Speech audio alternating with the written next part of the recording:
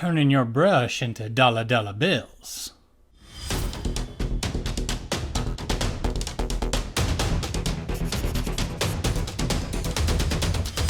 Commission painting.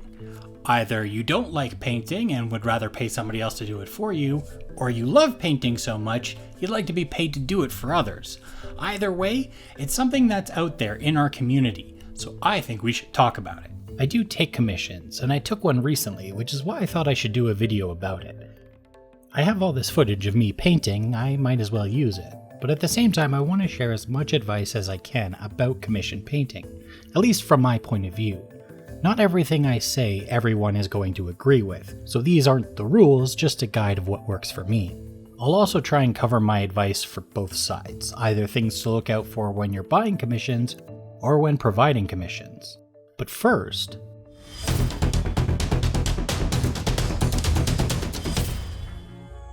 the very first thing I want to explain is a triangle that's used often in creative industries. It's something I learned about when in school for broadcasting, but I feel like it applies here just as much. The triangle has three cornerstones: the quality of the work, the speed at which it's delivered, and the cost of it. Clients only get to pick one side of this triangle, and it makes a lot of sense when you look at each side individually. If we start with the most common for commissions, I think it would be this side of it: price and quality. If someone wants a whole army painted really nicely but doesn't want to spend a lot of money to get it, expect to wait. Most painters who paint full armies for relatively cheap are only doing so as a side hustle, so can only commit a few hours a night to painting, and good quality painting takes time. Let's say they don't have time to wait and need it for an upcoming tournament, but still don't want to spend the dosh. Well, then it's not going to be a very good paint job in the end. Usually at this level you get some base coats and a wash, and just a few colors even. Basic bases or no basing at all, maybe if you're lucky some highlighting. And that's totally fine if you just want something painted, but don't expect a Picasso. Though let's say the tournament awards like 50% of your points based on painting and you need a really good paint job and you need it fast. Well, you're gonna have to break out your wallet. Professional studios who have people painting full time aren't gonna start making deals when they've got people to pay and costs to run. Individual painters would have to spend extra hours to get the quality asked for with a deadline, which tends to end with burnout. If it was me, I'd have to stop making videos to get work done, which I'd want comped for. And I can hear it now, but paint man, I've gotten a few commissions from friends and they gave me a nice army pretty quickly and it wasn't that expensive at all. Which can happen, but that just means you got the hidden side of the triangle, the lucky side, which is great for the buyer, but usually unsustainable for a lot of sellers, and as time goes on, one of those corners tends to shrink in.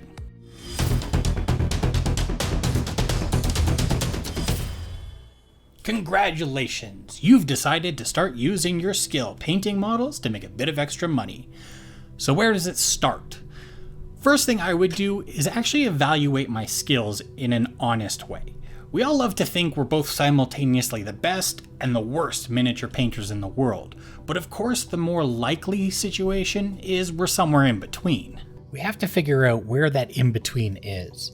On a scale from 1 to 10 between Chimera box art as 10 and my first model on Reddit as 1, I'd say I'm about a 7. And if you're thinking, Paint Man, you're a great painter, isn't that a little low?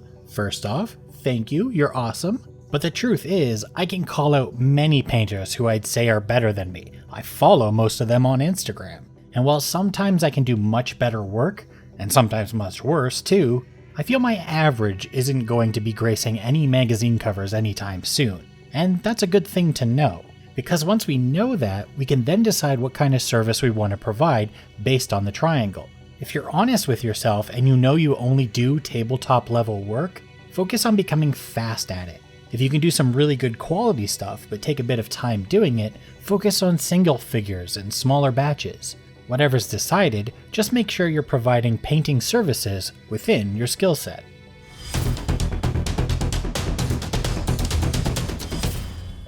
One of the big questions is, where do you even get clients to paint for?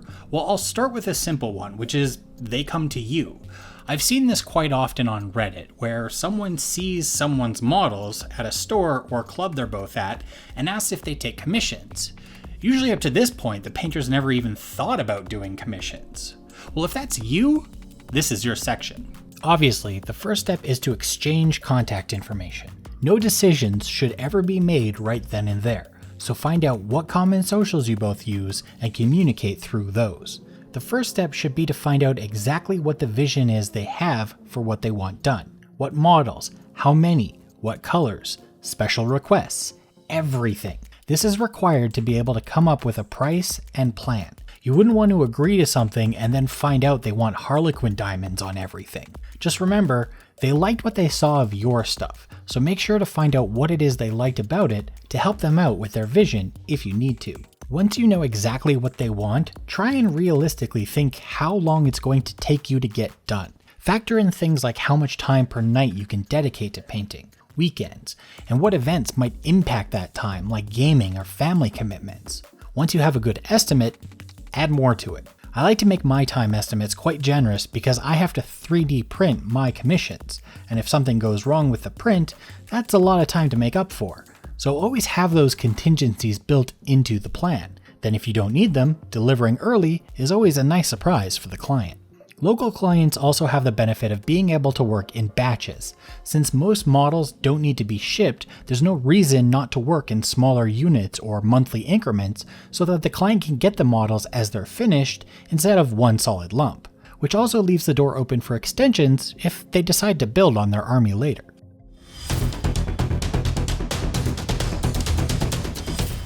What if you have to hunt for your own clients? Well, there's places online to do that.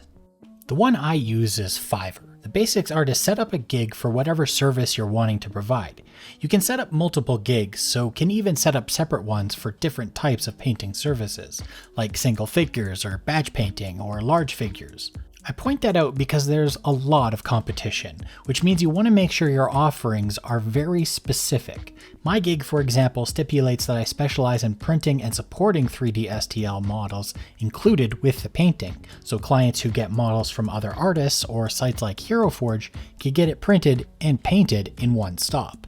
Fiverr has a few advantages and a few drawbacks. The advantages are it's made to ensure a safe transaction between client and artist. Money is handled up front and then held in limbo until the product is delivered. It has a countdown to a deadline, which is pretty dang motivational, and failure to deliver on time results in a refund. It has built-in update and feedback systems for pictures and information exchange.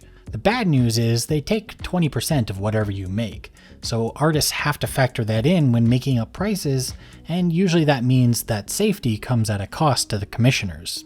Etsy is very similar, where you can sell stuff you've already painted, but also I've seen vendors selling their commissioned services as well. I don't know much about the back end on that, as I've not set up a store there yet myself, but I imagine the advice I give for Fiverr probably translates there too. The last place I know of is Reddit. The subreddit Brush for Hire allows people to post jobs that they'd like done, and painters can reach out to them with their services. This flips the script a bit, as it allows the painters to look for work they'd like instead. However, it does mean you need to be quick with the offer, as other painters will also be applying for that commission. I'm not a huge fan of this system, so I don't tend to send offers myself, but it is good for knowing what kind of gigs are out there, and allows for immediate action when you're looking to take on work.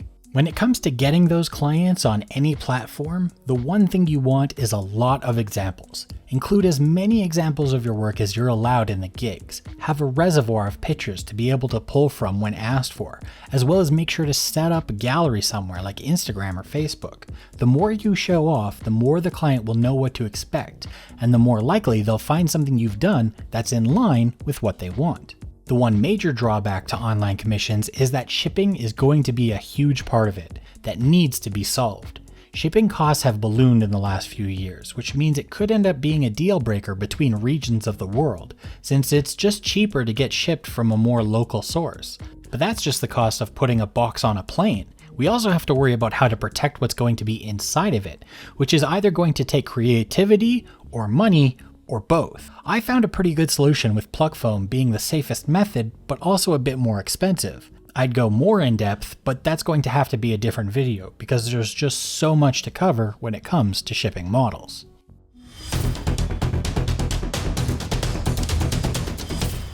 If you're going to take somebody's money to provide them a service or a product, well, guess what? you've just become a professional, and that means acting professionally. Everyone's going to have a different idea about what that means, but these are what I would consider key. Whether it's on a single model or a full army, communication is key. Providing updates to your client through the process lets them know how things are going with either printing or painting. If you're doing an army, painting a single figure and getting feedback on that can help save a lot of headaches later. Of course, a part of communication will also be able to provide good pictures. That's another thing on my list of tutorial videos, but there are plenty out there. Having a small permanent setup for taking snaps and knowing how to edit them will be a huge boon for the client and your portfolio. When it comes to sharing those pictures, get permission first. This is something I'm sure most artists won't like because it's your art, you should be able to share it, and I agree.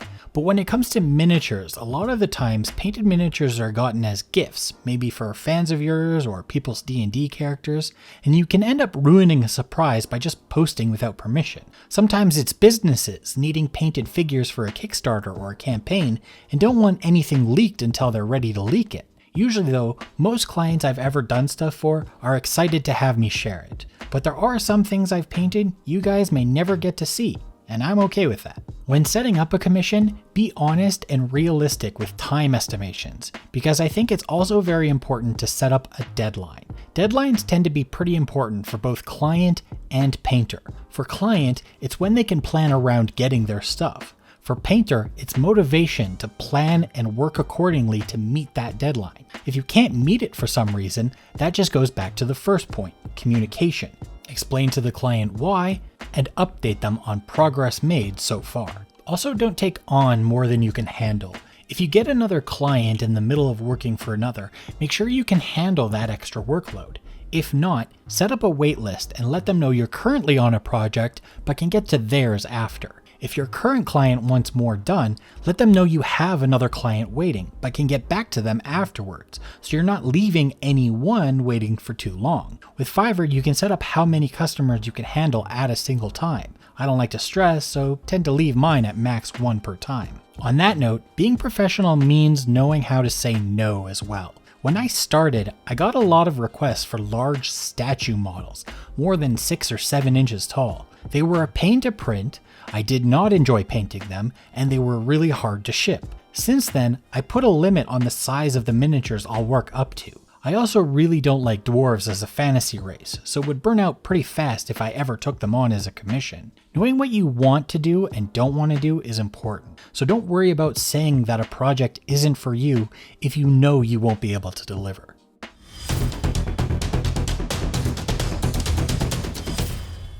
Time to switch things around now and give some advice to those who'd like to get commissions.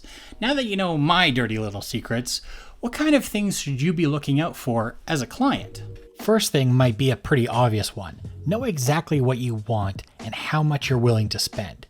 Money talk will come later, but when it comes to what you want, have that vision ready and be ready to explain it in as much detail as you can. Have examples. Do bad sketches if you need to.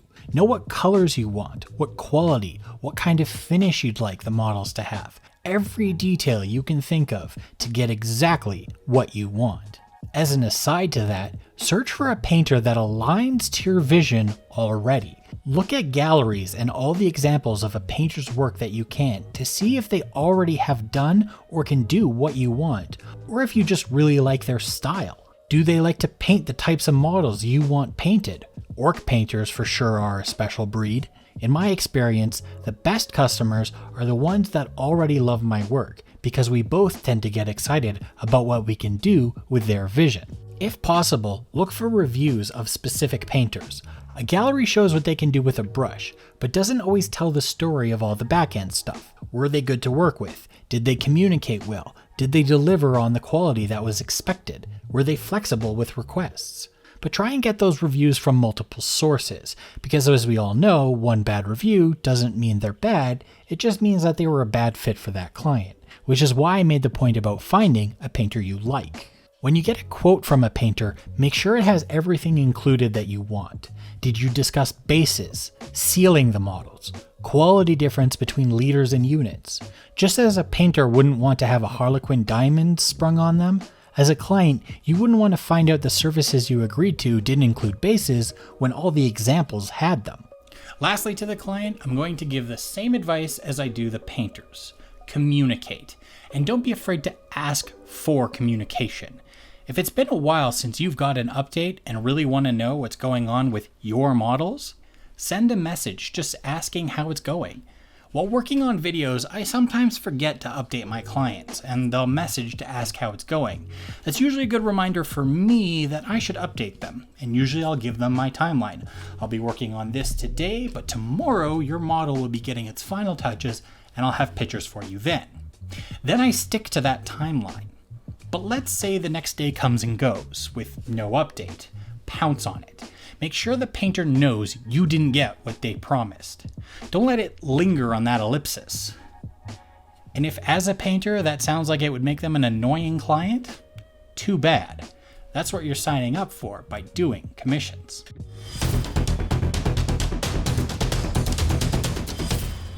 I've avoided it as long as I could, but now it's time to talk money. This is where we really have to figure out both what our time is worth and what our skill is worth. On the skill side of things, the way studios handle it is by having a level system based on the quality, usually about 5 levels, just from simple base coats and a few colors at level 1 to showcase level work at 5.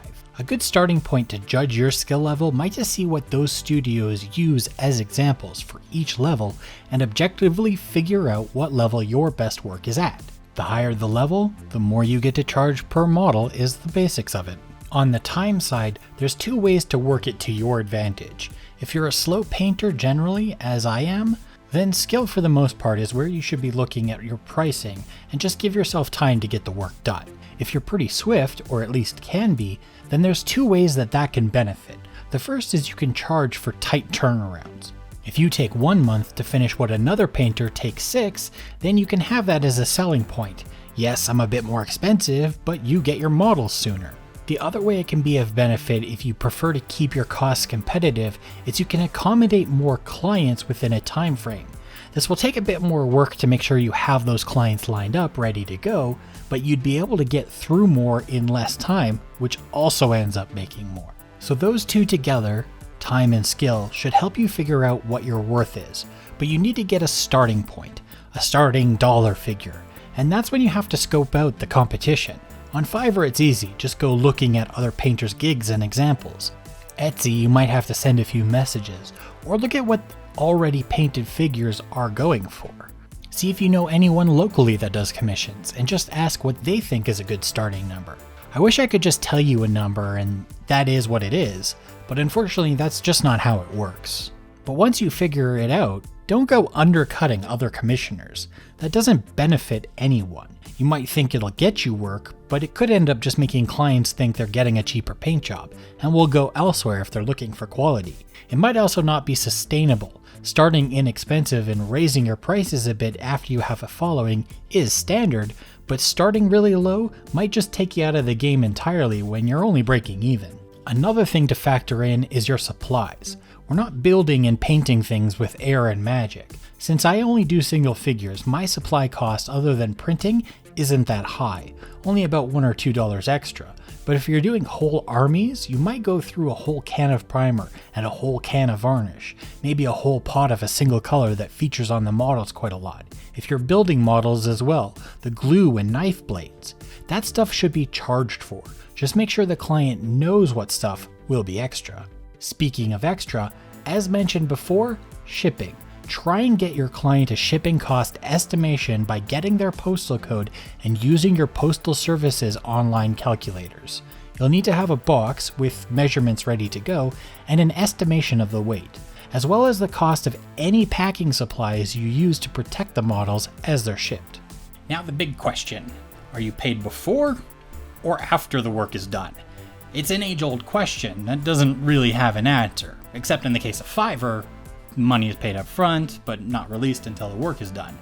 That in turn, though, has a fee associated with the site, so that ends up getting factored into the cost usually. But for anything that doesn't go through a website, I tend to trust my clients, and tend to hold payment for until I have a box ready to be shipped with pictures for them to prove that it is. Then, when I get paid, send it off, and they get a tracking number. Even if you want to do that, there's a snag when it comes to acquiring the models to begin with. Unlike my gig, which is 3D printed only, there's some upfront costs that have to be looked at if you're buying models on their behalf. So painters will usually do a down payment.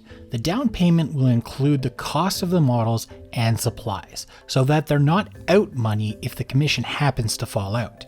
It can also include just a little bit more for the setup time and costs to make sure that if for some reason it gets cancelled, there is still some compensation for time lost. Some painters like to do half and half payment up front and half when it's delivered. Others like full payment up front.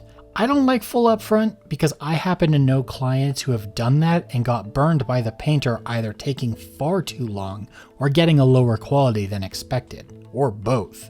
But there was nothing they could do about it. Each side has to protect themselves in some way, which is unfortunate. But when everything goes off without a hitch, that trust gets built, and a good client-painter relationship is formed, which almost always leads to more.